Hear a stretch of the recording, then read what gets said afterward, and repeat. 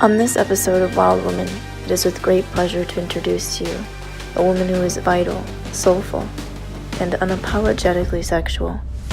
Although her family and cultural upbringing pressured her to be well-behaved and restrained, she is anything but that. This is Talia.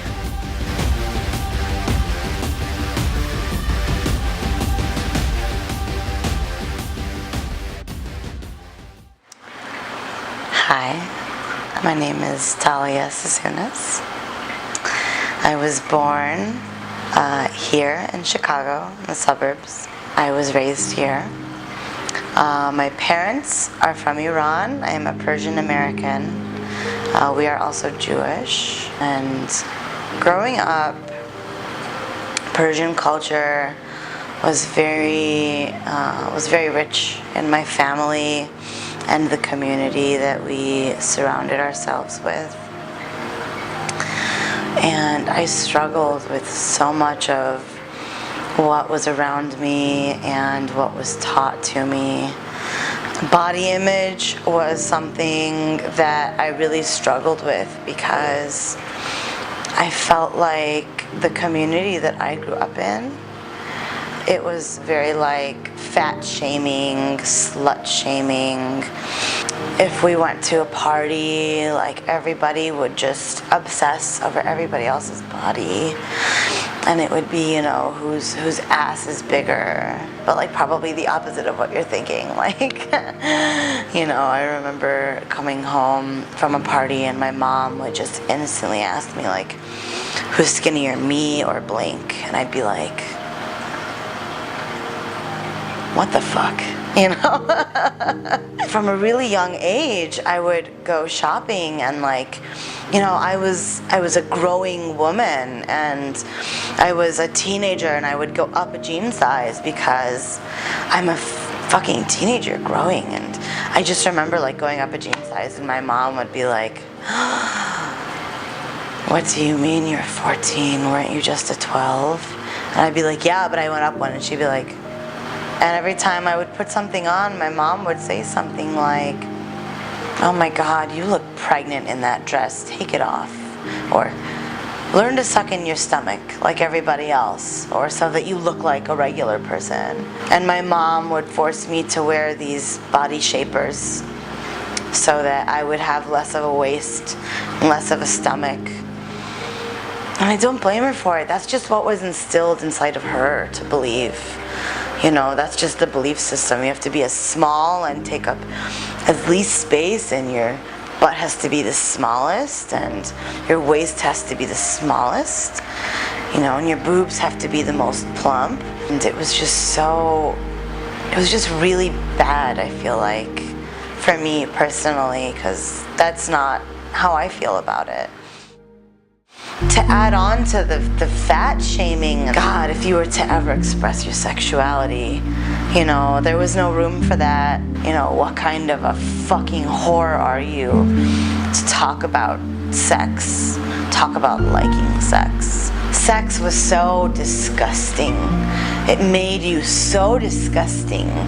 It made you so easy and available, and you had no class, you had no grace if you thought about it or mentioned it or spoke about it. I just found myself in a place where all these things were just wrong, disgusting, ashamed, embarrassing. How dare you? And I found this to be very difficult because I became sexual at a very young age. The earliest memories I can solidly remember is 7 or 8, might have even been before that. I just remember discovering my body and finding ways to make myself feel good, and it was so great. I got myself to clitorally orgasm at a super young age, and I didn't know anything about it. I wasn't allowed to talk about it. I didn't have anybody to talk to about it. I would just find all these ways to just secretly masturbate in private in very discreet and quick ways so that I wouldn't get caught, because what's a 7-year-old doing by herself in the bedroom with the door closed for 20 minutes, you know? So I found this system where I would pretend to be an adult, and I would pretend like I'm playing pretend pretty much. I put on a front that I would make this to-do list. I would pretend like I was an adult, and I'd be like, I'm gonna, clean my room, and I'm gonna do this and that and that, and I'm gonna like go to work. And one of them was rest, and I would remember putting 20 minutes of rest, and rest meant masturbation. So I would, show my mom, so I would find a way for her to not bother me. I'd pretend like I'm napping. Like even in the shower, like I found ways. I would say that I'm taking a shower, but I'd find a way to make myself come in the very little time I had. And then I would lay there and I'd enjoy it for a minute. That euphoria that I'm apparently not allowed to have. And I would try to get up and leave as soon as I was ready so I could not get caught. I was in 3rd grade, and my sister and my mom sat me down, and they had the talk with me. My mom thought it was way too early, but for some reason, my oldest sister, she knew that I was ready. I don't know how. Maybe she heard me playing with myself or something. And she told my mom, we need to have a talk with her. And I remember I was 9 years old, and they were sitting there and they were telling me, and it was the first time that I learned that a sex was a penis and vagina. I remember my sister being like, what do you know about sex? And I'd say, well, I know from the Titanic scene that it's when people get naked and they just rub on each other, and then the woman gets pregnant because God gives her a baby in her stomach, because that's what my mom told. My sister was opening all these anatomically correct books, and she's like, so the penis is inserted inside of the vagina, and I'm just like, well, shit, and and then my mom left the room, and my sister goes, there's also another thing called masturbation where you touch yourself for pleasure. And I remember rolling my eyes and going, I know. And she was like, I had a feeling. At least there was that one moment where I could just be like, I do this and it's okay. And I remember being that age, and people would talk about your deepest, darkest secret, and mine was that I masturbated. But either people weren't playing with themselves, or they didn't think it was okay to talk about it. This would be my deepest, darkest secret. They'd be all like, whoa, you do what? I don't know about that, man. I don't know, and they'd get super uncomfortable, and I'd be the one chick in the room that wanted to talk about sex, and everybody else was like, that's inappropriate. But just why? Why are we all so ashamed to talk about sex? It's the opposite.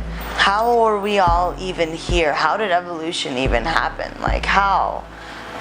People fuck, How are we here? Because our parents fucked. And they probably fucked other people before they fucked the person who brought you. You might even have half-siblings. Why? Because they fucked other people. And you know who brought them in existence? Your grandparents. Guess what? They fucked. And it's this whole stigma around this thing that everybody does. I really want to normalize sexuality, and not only, post-marital sex. I want to normalize all of it. I want to normalize wanting to masturbate. I want to normalize not being ashamed of losing your virginity at whatever age you're going to lose it. Why not be safe about it? Why not talk about it? Why not even enjoy it? Why not talk about how you can enjoy it? It is imperative in one's life to have people who recognize and acknowledge an individual's soulfulness and spiritual identity. When we meet these people, they give us strength to nourish our creative life. So when I was really young, my sister passed. She was the middle sister of 3 sisters. Her name was Talia. I was 5 years old, and she was 17. And she passed away on her prom night. And she was the person that validated my soul when I was a kid. You know, when you're a kid, everybody's all like kind of condescending in a way where they're like, you're a kid, what do you know? Or like, I know better, kind of. And everybody would always ask, like, who's your favorite parent? And I'd say Tanya. She was my person, you know. She's one of my soulmates in this lifetime, where we just were always on the same page and we always understood each other. And like, whenever I wanted something or I needed something, she was the one person that would really listen and take the time out to just make what I needed important. You know, she gave my needs a sense of urgency. And when she passed, it was like all of that was gone, and I was surrounded by people that were just condescending, very like, you know, what do you know? And it hurt so much. And then the next person in my life that I felt that kind of a cosmic connection with was Chip. He was a lover of mine. We were together for about a year, and I would describe him as like the boy version of me. And I felt like no matter what was happening around us, we were in this bubble of magic always. We always made every moment so important and lovely, and we found the happiness and contentment in everything. When he passed from cancer, I just realized, like, people just drop out of the universe like that. You only have so much time, and like the death of these two people that just brought all this magic into my life, and you realize that magic is forever, but like the sources can end out of nowhere. And it just really made me realize, you know, I grew up in a family that just really wanted to make sure that I'm okay and that I'm taking care of myself, and that was really focused less on mental health and more on financial health.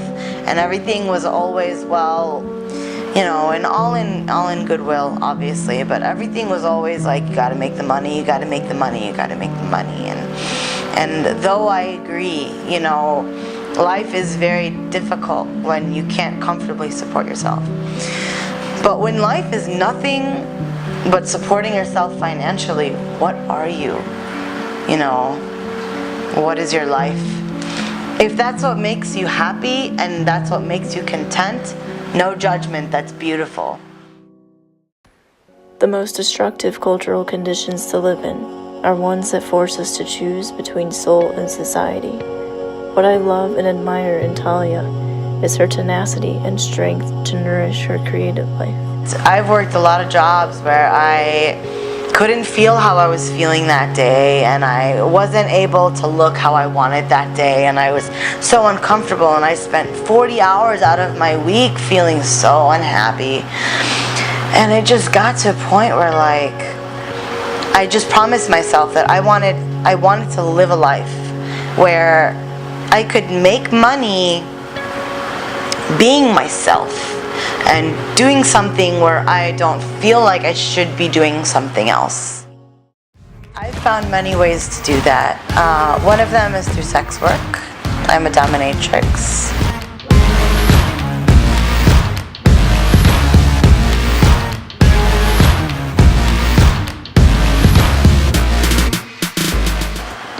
So the first encounter I ever had with sex work and its availabilities and what it even looks like is I was 17, and I was sitting on my best friend's couch.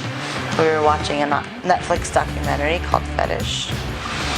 It was a documentary about a dungeon in New York City. It was shot in 1990, and I just watched these women just completely expressing themselves sexually, and they were just playing. I remember turning to my friend and being like, this makes so much sense to me. This is what I want to do. For one of the things I did to support myself in my early 20s, late teens, was I was a performer. One of the many things I did was burlesque, among professional belly dancing as well as fire dancing, fire swallowing. But I was out of work and I was on Craigslist one day, and it was while I was with Chip. And I was looking at the ads and I saw that this burlesque troupe was looking for a person. So I called and I said, hi, I want to join. And the woman on the other end of the phone said, so opening night's tomorrow night, and we're kind of in a hurry, we're making all these pasties. I don't really have time to meet you in a coffee shop, and I don't want you to think that I'm, putting you at risk or that I'm a freak or whatever, but I live in a professional BDSM dungeon and I need to have our interview there. And I turned to him and I was like, this is it. So almost all of the women in that troupe were doms. They were all mistresses from this dungeon. And I was like, this is how I'm gonna start my career. So I applied to be an apprentice. I applied for an apprenticeship. I got the apprenticeship, and that's where I trained. I learned about the toys, I learned about the anatomy, I learned about all the different kinds of fetishes, the psychology. I've worked in a few different dungeons. I've also worked for myself. I was a full-time dominatrix for a few years. So many different things that are included in the sex work of domination. The one, I think obvious one is domination. There's role plays, incestual role plays, professional work role plays, sporty role plays, whatever. There's anything you could be, you can be. Also other fetishes that don't necessarily have me, dominating you per se. There's also a kind of domination where there's not necessarily any pain or anything, There's this stigma around BDSM being like there's all this pain involved, but there's such a thing as sensual domination, where we just play with your senses and it's just this sensual experience, and I'm not necessarily trying to hurt you or be the person above you. I'm just giving you a sensual experience. I'm here to tie you down, blindfold you, touch you, breathe on you, have you hear the clicking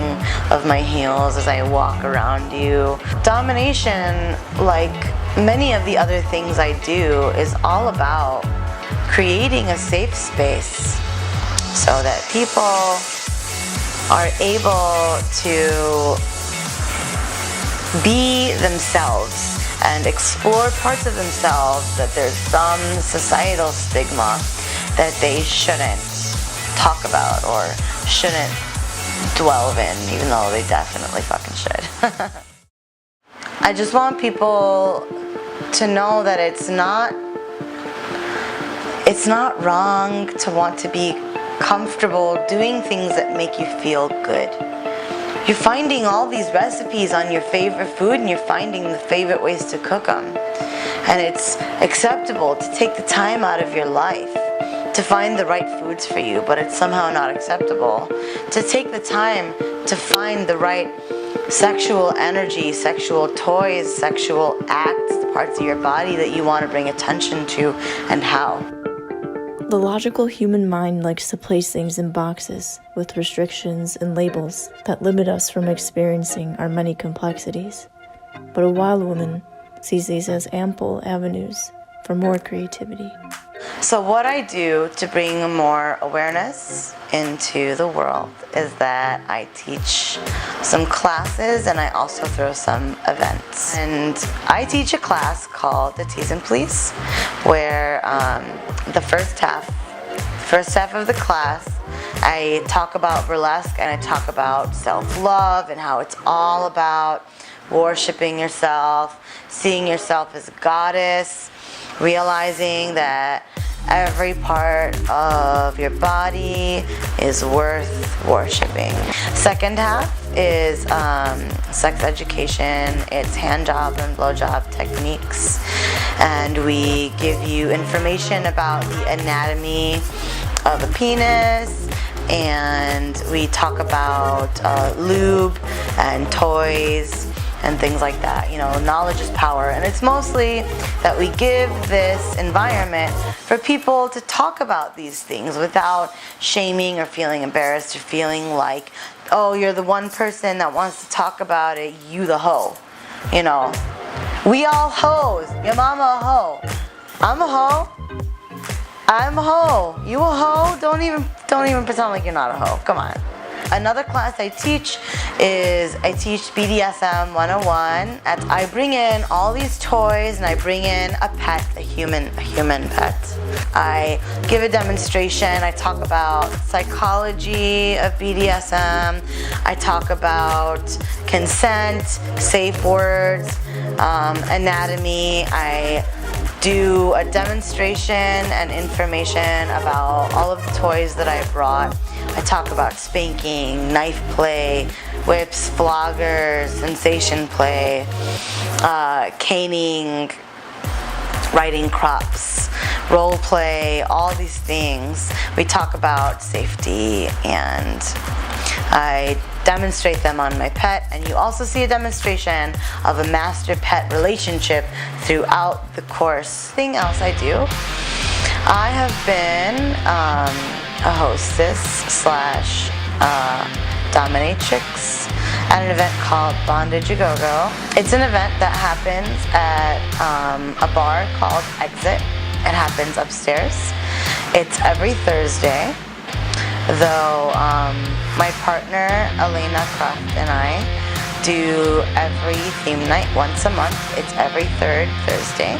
She and I are two professional dominatrixes. We bring a huge table plus tons of bags full of all of our toys, and then there's a fence, and if you would like to come up and get played with, you pay what we ask, and we put you on this fence and we talk about, have you ever done this before? What would you like? What don't you like?